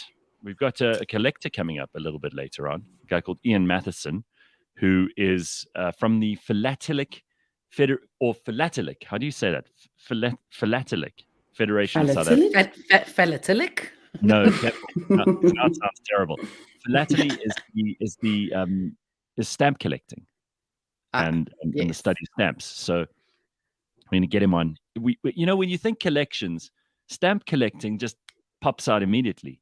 It's funny how that was always a thing, and a lot of old people used to collect stamps. And I collected stamps from a very young age. I inherited my great grandmother's stamp collection, but I lovingly soaked all the stamps so that they would come off of the envelope and press them flat and put them in books with labels, and only to find out that you're not supposed to take the stamps off the envelope. So I'd be really excited to hear from this person and how wrong I was. We will speak to Ian a little bit later on in Collectomania. So that's all coming. It must be nice to inherit stuff from like grandparents and parents and stuff. I've been seeing a lot of people like inheriting like old clothes from like their grandparents, and they like pretty much model these clothes like online. It is so cool because you see like this 18-year-old wearing this like vintage 70s blah blah, and obviously these are clothes that you're generally not gonna get online. Shein, it's gone, but like the stuff is just, it's beautiful. The clothes, some of the stuff you see is like, people lived. I think my mom inherited like a bunch of plates and stuff, like crockery and plates and like freaking fine china and all that stuff, and it just sits in a cabinet looking pretty, and I'm just like, that's cool, man. Good looking out. That's dope. It's nice to inherit stuff. It's cool. Here's Jamie with some useful advice on how to pronounce it. It's philatelic. Yeah, Jamie, put the where the emphasis has to be, put that in capitals. Please. Because at the moment it's philatelic. There's no emphasis on any syllables. Okay, so a lot of people also talking about Will Smith and Chris Rock. Some people saying it was definitely fake. Some people saying it was absolutely real. Very hard to figure this out. Either way, just if the Oscars are so bad now that they've resorted to making fake fights up, that's as bad as if it was a real fight. And why wouldn't they, Gareth? Why wouldn't they? I mean, they know that this is how to get people talking. They want talkability. They need to be in the headlines again. And I'm sure there's like a team of the PR that's like, okay, cool. How are we going to trend? Let's make some shit happen. What's the best way to make some shit happen? Let's get some of the best actors in the game and just, come up with something. And it worked. It actually worked. It sucks that they have to resort to this, but I wouldn't put it past them. I really wouldn't. Okay. All right. Well, we'll have to see. Or will be revealed, because you know how if this is fake, then there's going to be somebody who, puts out a video and shows you where it's fake and the rehearsal. Whatever. There'll be something that comes out. So I'm sure that's on the way. All right. So what else is new? I mean, what's been going on? Because I really am trying to pay attention, and I didn't see a whole lot of news. I didn't see too much bad news, which is always good news when I landed back. So is there anything that I was not paying attention to that I should have been? I stayed off of social media. I stayed off of news media. I felt like I was in a bit of a bubble, and it was awesome. I've often said taking a diet from the news, cutting your news and social media interactions down is actually a really good thing. And it's been proven to me again after kind of a week where I more or less didn't pay attention to the news. Well, there's been a lot of sport in the news, and I certainly won't try and relay that information because I'm useless at it. But when there is a lot of sport in the news, it makes you feel like the world can't be in such a bad situation. Look, there's Russia, and that's still going on. But when you see the South African women's cricket team doing well and Formula One news, then it makes you think, okay, maybe the world's not falling apart. Well, what is going on in Russia at the moment? Because what I saw is that it's 4 weeks of fighting now, and it seems like the Russians are having a pretty tough time. I thought this would be a walkover for Putin, and I think he did too. But what I'm seeing is that the Ukrainians are fighting back pretty damn hard. And maybe Vlad and the Russians are actually being taught a bit of a lesson here. I mean, modern warfare is not as straightforward as it might have been 100 years ago, even 50, 70 years ago. So maybe this is a bit of a wake-up call for him and his crew. Yeah, and certainly most of the world is against him and what he's doing. There's not very much support at all for what he's doing. So I'm sure that must have an impact as well. Unless he doesn't care at all. Someone at the wedding asked me, like, what is going on in South Africa in terms of politics? And I had to admit to them that I'm paying less attention to politics than I used to, mostly because it makes me a happier person. But I did say that it's interesting that when given the opportunity to choose between good and bad friends and allies, South Africa always seems to choose the worst. Like for some reason, we are friends with Iran, we're friends with North Korea, we're friends with Russia, we're friends with China. Given the chance to choose between good and bad, we always seem to choose bad. And that's just that's a foreign policy prerogative of South Africa. It's like when you are allowed to make a choice between two people, always choose the worst one. We're not friends with North Korea, are we? Oh, yes. I'm sure that, are we? Oh, yes. Oh, yeah. We're one of the few countries. I thought that was just Trump. Nope. We're in their list of friends as opposed to foes. I suppose you don't want to be on their list of foes. Yeah, and by the way, I mean a lot of people also talking about the Saudi. There was an attack on the Saudi Grand Prix, like a missile was fired, and a lot of people talking about it was a terrorist incident. Holy shit! I mean, a missile, huh? Yeah, I don't know much about it. I only saw it in the comments earlier. Yeah, I'll look it up. Well, you do have a nice story, and this is something we should be excited about. Someone was messing around in their garden, and they dug up a statue that's actually worth millions. Yes. So they dug this filthy old dirty statue up out of the garden. It was like covered in soil and dog shit and all kinds of things. Turns out this thing is a masterpiece, and it's worth millions. Dang. Yes. So it's as the British would say, it's been sat in this garden for decades. And it's actually been identified as a long lost work of an Italian sculptor, Antonio Canova. Oh, wow. So this couple bought it at an auction for £7,540 20 years ago. They were at this garden statuary auction in Sussex, and they bought the statue. To explain to you, it's a woman lying back on what appears to be a bed, and it's quite seductive. She looks like she's perhaps experiencing the big O, if I had to describe it. So they dug this up, this couple, unnamed. They used it to decorate their garden firstly, and then it kind of became covered in everything. And it's now been identified as one of the last marble sculptures completed by Canova before his death in 1822. And it had been commissioned by the then Prime Minister, Lord Liverpool. And so after 200 years after its completion, it's now been discovered and uncovered. And it's estimated to sell for between 6.5 million to 10.5 million pounds at Christie's. Sure. I need to start gardening. Dude, summing up garden and it's worth like 10 million pounds. That's insane.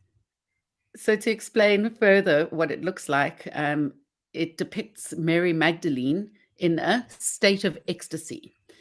So yes, she's definitely lying back experiencing some waves of pleasure.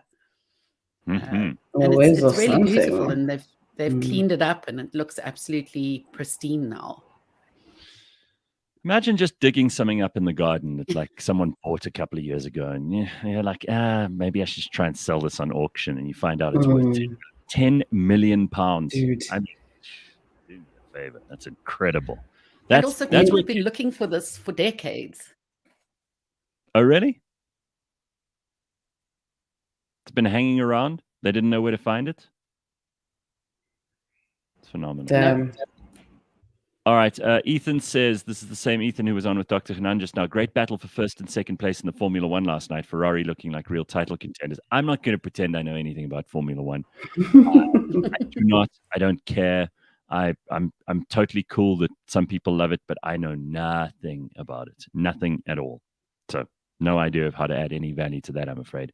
One of the things that I missed was apparently when John Steenhuisen took Lucky Star pilchards into Parliament, and then the president made light of that and laughed at poor people. Oh, really? Oh, didn't know that one. I skipped out on that one.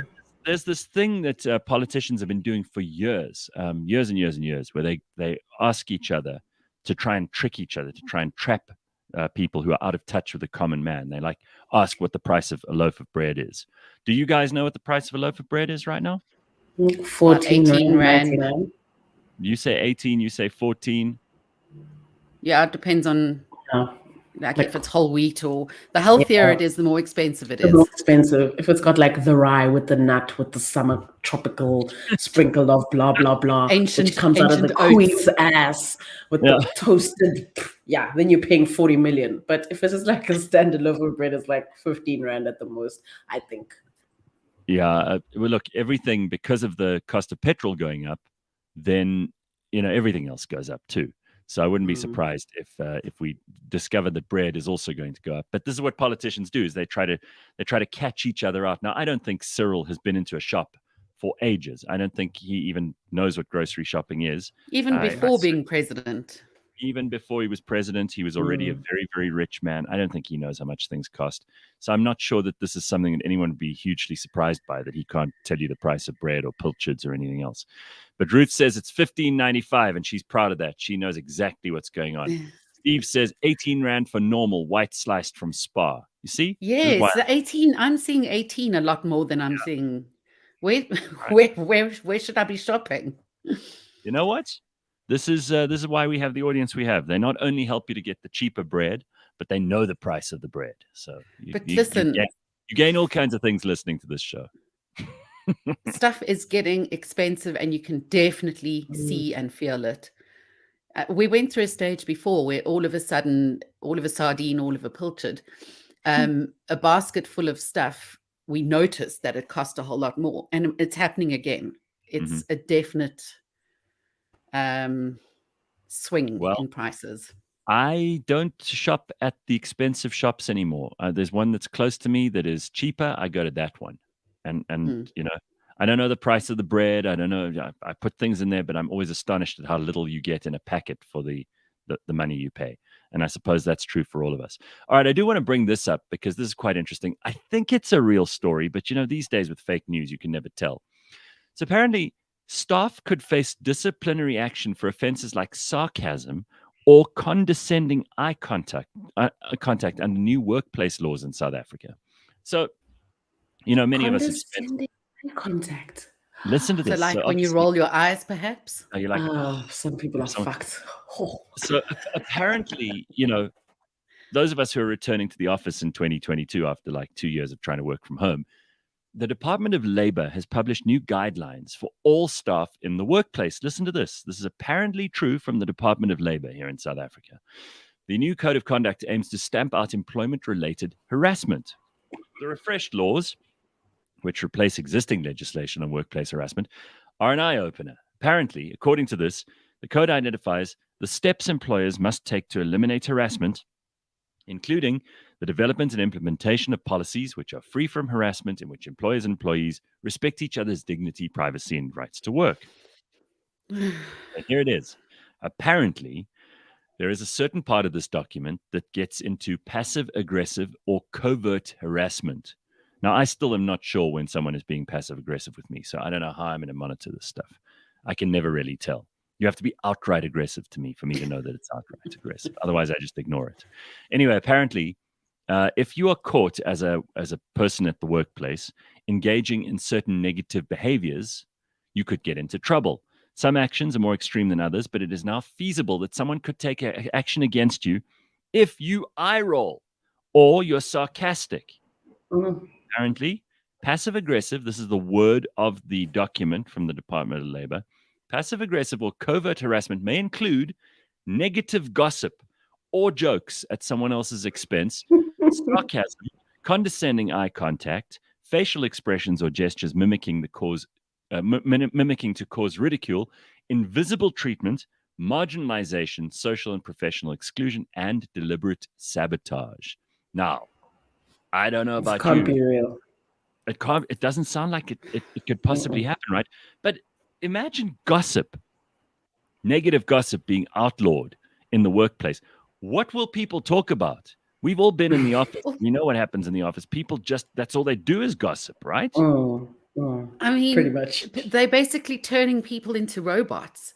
Yeah, just say you want robots. Zero personality in the workplace. How boring. Imagine dedicating a third of your life, which it is, and a third of your day to just being a robot and not having any emotions and not having any fun. And I mean, are you really, what kind of crazy, what government idiot came up with this idea? It's obviously someone who's never worked in the real world.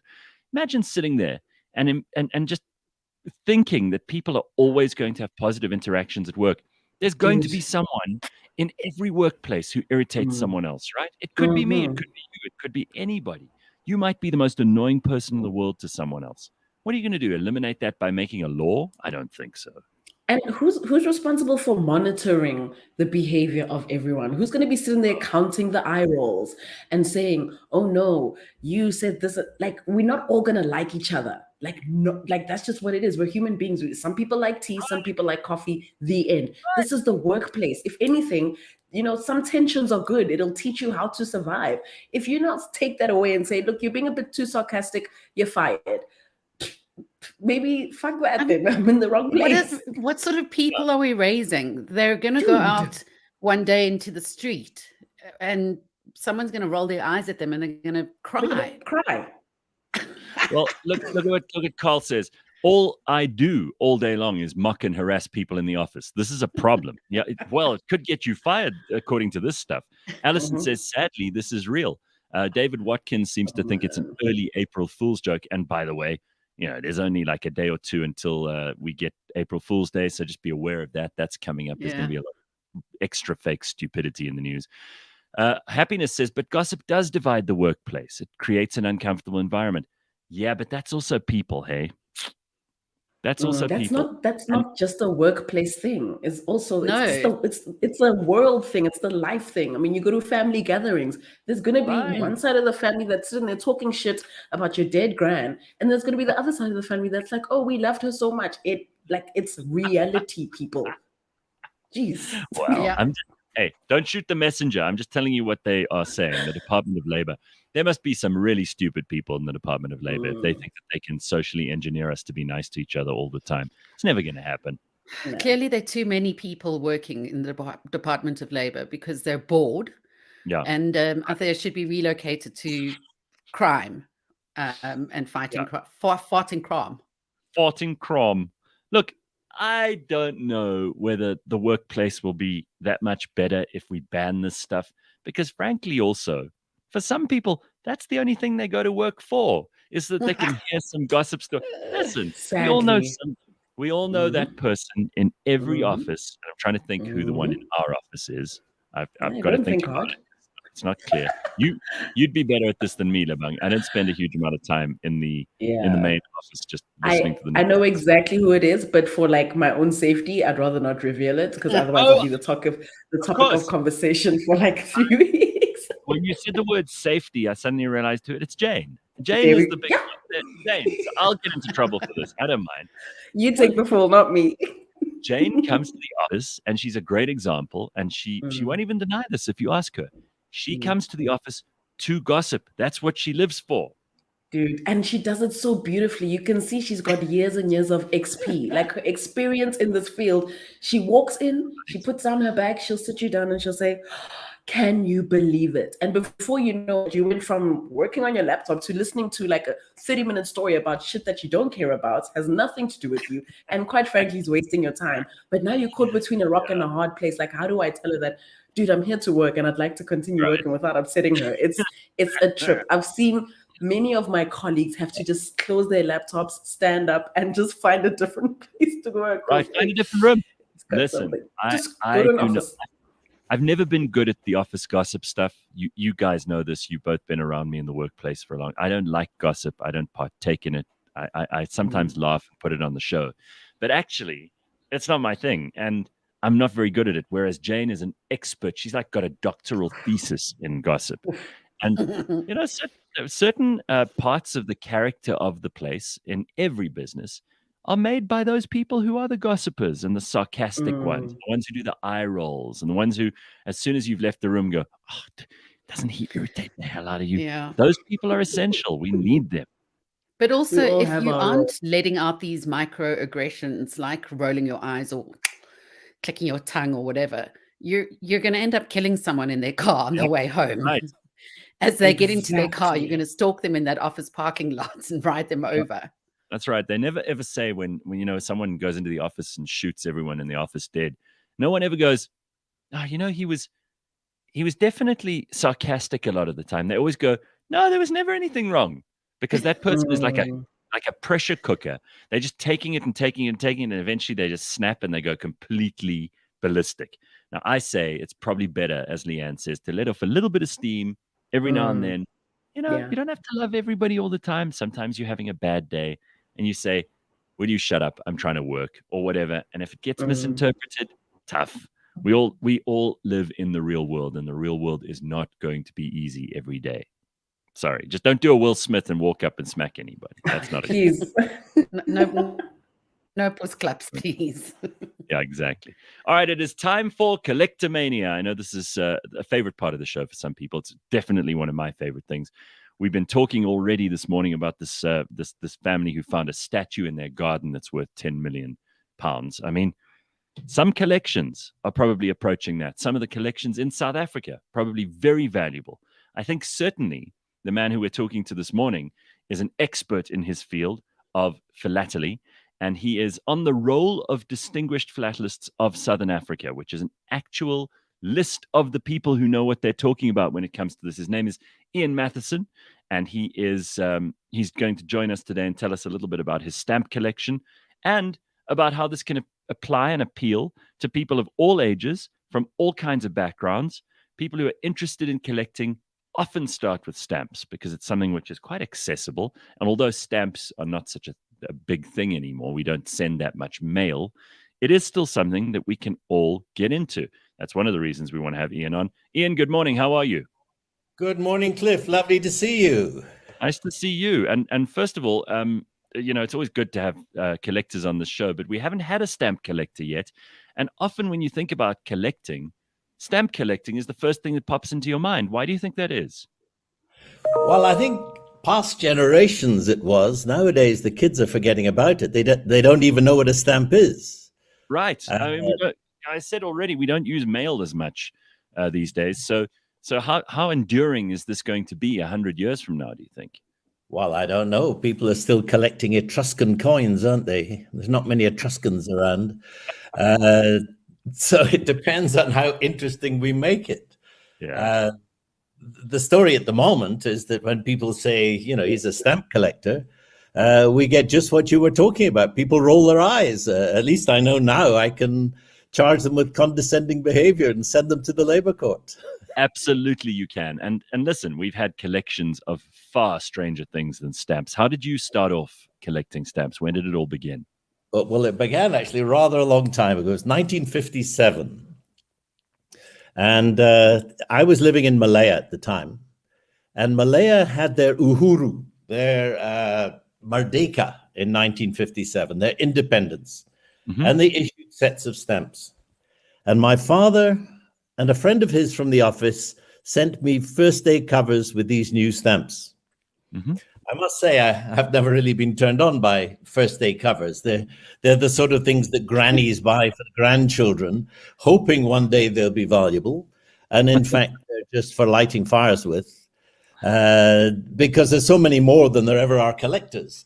But these arrived at my house. But mine came with an extra.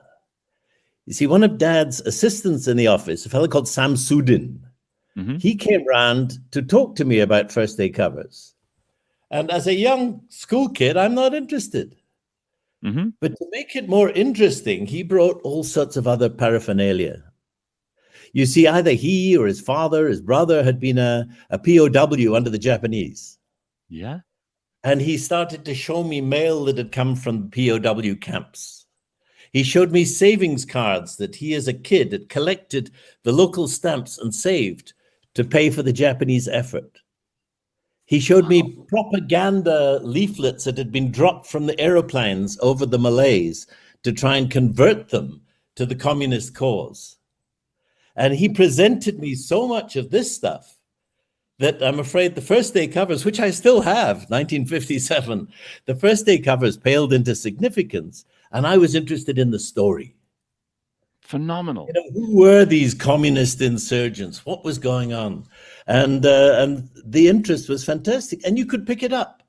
Kids were playing with like Monopoly money, but it was Japanese occupation banknotes in those days. Because there were millions, billions of dollars of surplus junk going around that had no value, like Zimbabwe dollars. Yeah. And so we were interested, and I had the collection of note. And my friends in the class had first day covers, and I had something interesting. And in fact, in 2014, I eventually sold, because I have many collections now, I eventually sold my Malayan collection with possibly one of the best ever Japanese occupation sections that had ever been put together.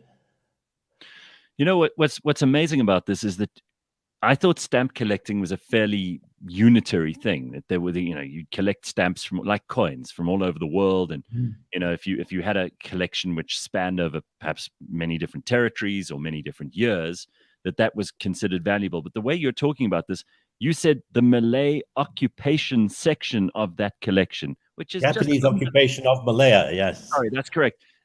This is extremely niched, and Oh, there course. must be categories within categories within categories in stamp collecting, which are extraordinary and varied in every possible way. I mean, this is. I know I sound like an idiot for someone like you who's appraised of these things, but I had no idea it was so complicated.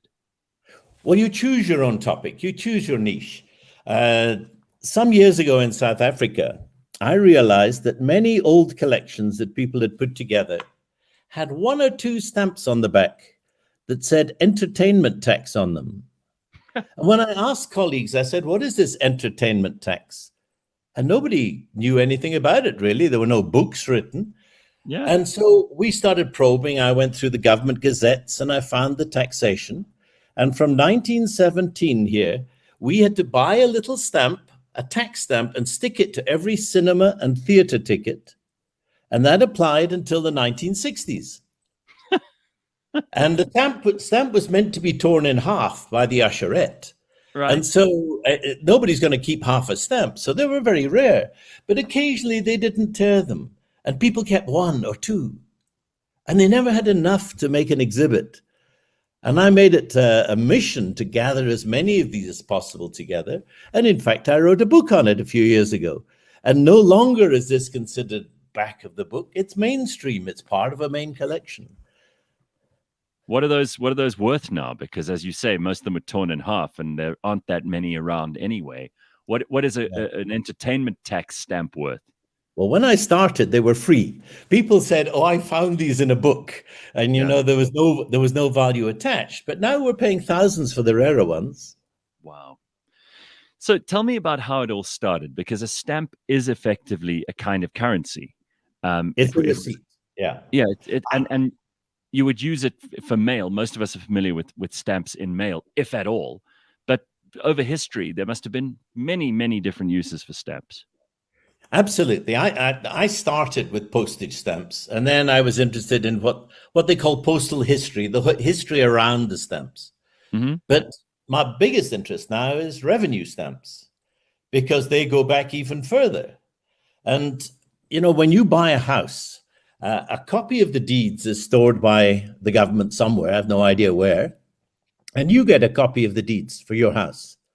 And so right back to when Van Riebeck landed here, people were being given deeds for their land, and they stayed in the family, and they held these. They didn't throw them in the dustbin like you might a cinema ticket. Right. And so I've got a collection of revenue documents. My earliest is 1670, which is a bit after Riebeck, 18 years after. They didn't have stamps then. Jeez. But then by 1711, they started applying stamps to say you had paid the tax. Just like we pay tax when we buy a house. They were embossed stamps. Mm-hmm. And later they became adhesive stamps. But so the story of stamps goes back to early days, long before postage stamps in South Africa. What is this an example that I'm putting up here now? These yes, it is.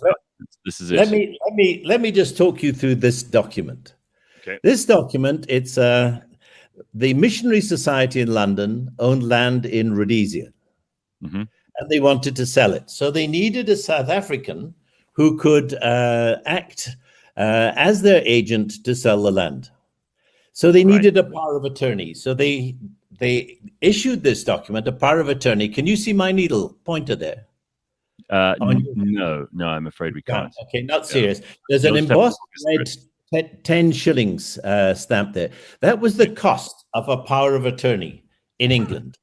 Wow. So that's a revenue stamp. But then they had to get it verified. So they went to the notary public, and the nearest one happened to be the Lord Mayor of London. So they went to the Lord Mayor's office. He applied the stamp at the bottom left and charged them a shilling, and that was his own stamp for his revenue service. He signed it, Lord Kynaston Stud, Lord Mayor, and rubber stamped it Lord Mayor. So now this is a document in England, but it's got to be sent to South Africa. So they send it to South Africa, and at this end, we use this to grant the power of attorney to the seller. Right. And that shilling stamp top left was applied because while power of attorney costs 10 shillings in UK, it's only 1 shilling here. However, you must pay the tax within 21 days, according to our tax laws. And having come out here by ship, it didn't get here in time. So it was penalized for late payment. And that stamp next to the overprinted boete, Afrikaans for penalty, pays the penalty because they couldn't get it here from the Lord Mayor's office in 21 days. That then became a proper power of attorney, and the land was sold. So on this one document... Very interestingly, the reason I bought that was because it says boete in Afrikaans, and all the other stamps of the period were in English. But it's interesting that Herzog, who was prime minister from 24, he was trying to get Afrikaans into the South African system where English had been dominant. Right. But his only early success was a small number of revenue stamps, which he got overprinted boete instead of penalty. I believe this is the only one I've ever seen on document. So this one document here is 4 or 5 different stamps, and all of them tell a story. This is what you were saying earlier. It's not just about the actual stamps and their monetary value or their rarity or anything else. It's actually the story of this piece of land and how many different stamps had to be attached to it. It's phenomenal. And these things people have in their archives. So if you do have anything, that contact Philatelists and say, I've got these documents. Don't take the stamps off because you've lost the story. You might be told there's thousands of them, take it off. But for many of them, the story is worth far more than the stamp itself. Now, tell me about the post office savings accounts that so many people had in those days. And here we have an example of a post office savings bank. And I remember my grandmother opened up one of these for me and my brother when we were little kids. I don't know whatever happened to them. I don't know if they're still there gathering dust. I'm not sure what value they had. What do we need to know about these? I've got an extensive collection on the post office savings bank. How the post office promoted thrift. And they did it in many ways, but what you're talking about, Gareth, is the way they attacked, I guess, the kids. That card at the bottom of the picture you showed was a card aimed for kids. And whenever they had 2.5 cents, they bought one of these stamps and they stuck it on that card. And I have as I say, an extensive collection relating to the savings bank. So the item top left is the back of a stamp booklet promoting the bank. The block of stamps is a page from a stamp booklet, and the central ads, top and bottom, promote the savings bank in English and Afrikaans.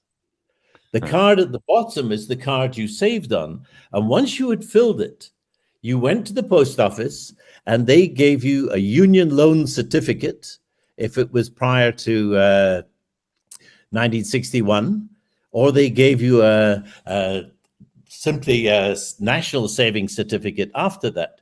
And these savings certificates, you bought them for 10 shillings, you kept them for 5 years, they were worth 12 shillings. Right. So these were to encourage saving by the kids, and they could do it one little stamp at a time. Phenomenal. Tell me quickly, because while we're on post offices, here's an interesting selection of these are from village post offices in British Honduras, which is now called Belize. These are apparently quite rare. Well, they're very collectible. When I lived in Belize for a number of years, and when I arrived, we were staying in a little place called Baking Pot. Now, if you stay in Baking Pot, you've got to start collecting the postmarks. They're just so amusing. Just down the road from us was a little village called Black Man Eddie, and nobody could tell me who Eddie ever was. Yeah. But I did get a copy of the postmark that reads Black Man Eddie. And probably they would say, go down to Black Man Eddie and post your letter. Wow. And similarly, up the road was Tea Kettle. And so I was in London a few weeks ago, and I gave a presentation on British Honduras. This was pre-war I was giving, village post offices, because a lot of these places only had 2 or 3 literate people in the early years, but they had lovely names, all named after something that had happened in the village. I love that. So the place was actually called Gallon Jug or Baking Pot, place you stayed in, yes. Tea Kettle, and Double Head Cabbage. Yeah, Double Head Cabbage. We actually took our honeymoon there, my wife and I, to Belize, and she was amazed. I would say, wait, there's another post office there. We're going to jump in and get a cancel. That's amazing. So I'm used to the raised eyebrows. All right, so tell us a little bit about stamp design, because here we have some different varieties of stamp design, all with the head of Queen Victoria, it looks like there. Okay, again, a lot of collectors aren't as interested in the history as me. Some of them are interested in the stamps themselves. Right. Why were they issued? What for? And so they look for archive material. They're always looking for the printer's proof, or even junk that came out of the back of the printer's shop. They were willing to pay excessive prices for that. And with a little bit of corruption, the printers sometimes release it. Anyway, this stuff came from De La Rue in London. They printed these stamps in 1864. And you can imagine £50 in 1864 was a lot of money in South Africa. Huge. Enormous. Yeah. It was the highest value stamp. And these are revenue stamps. So if you sold your property, you would sell the Union Buildings or something, you would have to pay an awful lot of tax, and these stamps would be brought into play. So the first one is the hand-printed essay that came out of the archives. You'll notice government has been spelt wrong. So government. There's no N. Yeah, so obviously the education system was not much different from ours. The center one is the proper. When you say hand-painted essay, that means someone actually painted that stamp. This is painted, the actual stamp size, and is painted with a single hair of a paintbrush. Wow. Oh, my word. That is impressive. Something like this costs you more than the cost of an ice cream. I think so. What about the die proof? The die proof is also rare. That was on a big card. I've just focused on the center of it. That's checking that the die was in good condition, and then they went ahead and printed the issued stamps. Now that issued stamp, it was never bought across the post office. When De La Rue were reducing the stocks in their warehouse, they sold a lot of their standard items, their archive material and their proofs. And so this one actually came straight out of De La Rue, not off a document. And it was bought by Fabergé. Oh, the guys who made the fellow who had these high-value eggs, the collector's eggs, the Russian oligarch, we call them today. Yeah, right, the Tsars. Now, so this came from the Fabergé collection, so that's why it's in such fresh condition. It never saw a post office or revenue office. What do you think of an issued stamp like that last one with the Cape of Good Hope written on it and the head of probably Queen Victoria? What do you think that's worth? The issued stamp itself, you'd probably pay £500 for it. Wow. So 10 times the value stated on it, and only about 120 years of history there. It's phenomenal. Yeah, you don't buy stamps as an investment these days. People keep asking, what's it worth? We have Facebook page and a website page. I'd like to share the details with you before I ring off. Sure. And what people do is they say, I found this, what's it worth? And it's, 2/3 of a stamp that's come out of a back pocket that's nobody in their right mind would want. And they put these things on, but every now and again you get the fantastic stuff. Someone says, Granddad had a collection, he hasn't touched it for 50 years, and you find this magnificent stuff. So tell us quickly about the things to look out for on a stamp or a stamp collection or on a document. What do we need to look for if we want to try and assess whether it's worth collecting, whether it's special, whether there's something rare about it? Well, these are a couple of items with a nice story behind them. British Honduras, as I said, it's one of my collecting areas, so I know a bit more about it than other places. But in British Honduras, they issued half-cent stamps. There was never a half-cent coin. And these were printed in sheets and given to charities. And the charity then split them up and put them into packets to give to children. Yeah. And so these were sent to Action for the Crippled Kids, a British charity. And one sheet of 25 was printed in error without the value and the country name. Oh, and wow. in the story there, I don't know if others can read it, 18 had already gone into packets with tens of thousands of other stamps, never to be seen again.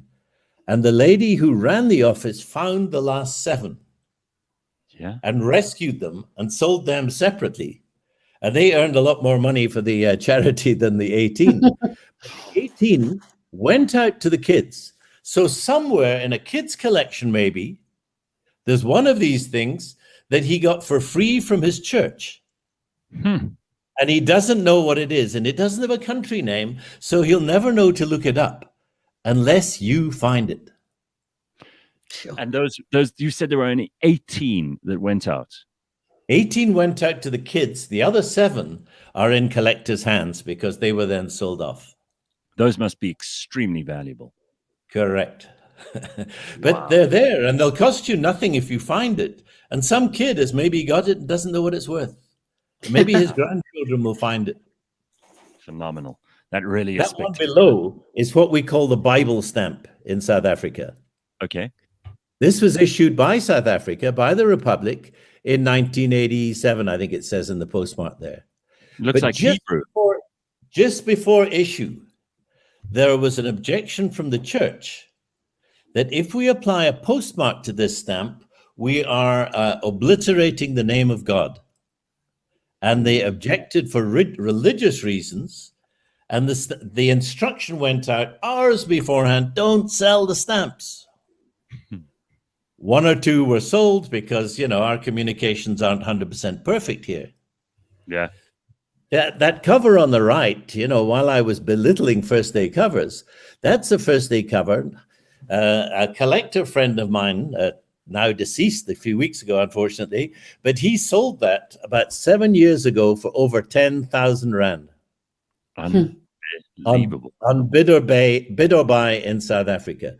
So it's a first day cover, looks like an ordinary first day cover, but you've got to know the backstory. You've got to know that Bible stamp was never officially issued. You say bid or buy. Have you taken to the internet to source things for your collection? Have you found? Yeah, I can't find what I'm looking for here. My biggest interest is entertainment text now, and I collect entertainment text stamps of the world. Yeah. And in fact, my first award for entertainment text was for Russian entertainment text, where I was showing entertainment texts before the Russian Revolution in Ukraine and in Russia. And so I've got correspondents in all sorts of countries looking for cinema tickets and stamp fairs and so on, which they send to me. And I was just telling someone the other day that in the last week, I've had communication from Russia and from Ukraine, from people who have been looking for stuff for me. They've both obviously expressed a little bit of an opinion on the fracas that's going on at the moment. Yeah. And I was very interested to read that they both, the Ukrainians and the Russians, have the same view of Putin. and it's the opposite to what the South African government thinks. So in other words, not big fans, huh? Yeah. Yeah.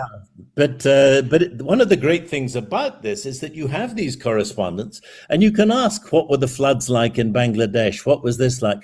Because all these people who you've never met are Facebook friends or internet friends, which you got through the hunt, in my case, for cinema tickets.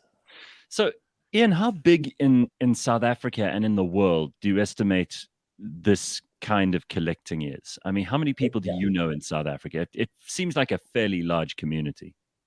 We've got less than 1,000 registered in South Africa. That's people who are affiliated and pay their money. You know, like in a golf club, you can affiliate to the South African Golf Union. Right. But we've got many, many more. We have stamp fairs most Saturdays up on the Highveld, in Kyalami, in Pretoria, and in Edenville Bowling Club. And you get hundreds of people there. So there are hundreds of closet collectors who buy off the internet, who go to the fairs, but who don't come to the societies because they don't want to mix in the evening or whatever. And so whereas in the old days, you would get 100 people at a society meeting, now you get 20. Yeah. And the other members, they do it on the computer. It's not nothing to be scoffed at. I mean, 20 people who are that committed that they come to the society meetings is quite a big deal. I don't know how many other collections attract those sorts of levels of loyalty. Another thing I need to know before we wrap up this conversation, is there a particular stamp that you're looking for? Maybe there's someone who's listening now and they've suddenly, you know, you've ignited some kind of interest in them and they go digging through their grandmother's stuff and they find you know, a selection of stamps. Some of them might be quite valuable. Some of them might be absolute rubbish. But there's something you're looking for that you haven't found. What's the elusive thing? Well, my most likely potential success in South Africa is people finding old cinema tickets with entertainment tax stamps on, because people keep them. This was my first date. This was my 21st birthday. This was this. And you went to the circus or you went to the theater and you kept the program and you kept the tickets. And so often when I buy tickets, I get them in pairs because people went together. And I never separate them. Even although they both tell exactly the same story, I always keep them together because that's the way they were meant to be when they went to the show in 1920. So beautiful. And you find these. It's really special. As you say, each of these things tells a story. And I think there's so many people who are listening to this now and thinking about collections that they might have or might want to start. And if you can figure out those stories behind them, it just makes it that much more exciting and that much more interesting. When you go to the meetings, people share their stories. That's the fun side of it. But can I give you our website? Yes, of course. Go for it. It's www.stampssa.africa. Stampssa.africa. Yeah. And the Facebook page is Philatelic Federation of South Africa. Very good. And anyone can join and chat and ask where the nearest meetings are, and we'll give them all the information they want. I love it. Thank you so much for sharing your collection, a part of it, with us, and for telling us some of these amazing backstories. It really is spectacular. Fantastic. And Ian, I hope we get to see you again soon. Thank you very much for your time. You're welcome anytime, Gareth. Thanks very much for letting me talk. I love talking. No problem at all. I could have carried on listening for a lot longer. Thank you so much, Ian. Have a good week. All the best. Keep well. Thank you. Bye-bye. Bye. Well, there it is. There it is, Collectomania. And of course, it's brought to you by the South African Gold Coin Exchange and the Scoin Shop, who are big fans of collections. And if you have the yen, the desire to start a collection, maybe you should start with coins. I mean, gold, good investment. Yeah. Any kind of, gold's been a good investment for thousands of years. It's not about to stop being one. And it, of course, is easy to do that with the Scoin Shop. Just go to scoinshop.com. That's coin with an S at the beginning of it, scoinshop.com. You can find out now about what you might want to start your collection with, whether it's stamps or it's coins or it's anything else. Tell us about it too. By the way, if you are a collector of interesting or unusual things, if you know of somebody who is and you want to tell us that story, just like Ian did today, then get hold of us on contact@cliffcentral.com. We would love to hear from you. And happy Monday. We will see you tomorrow, bright and early at 6 o'clock. Thank you, Lebang and Leigh-Ann, and most especially you. We will see you tomorrow. Have an excellent day and a good start to the week. Cheers, everybody.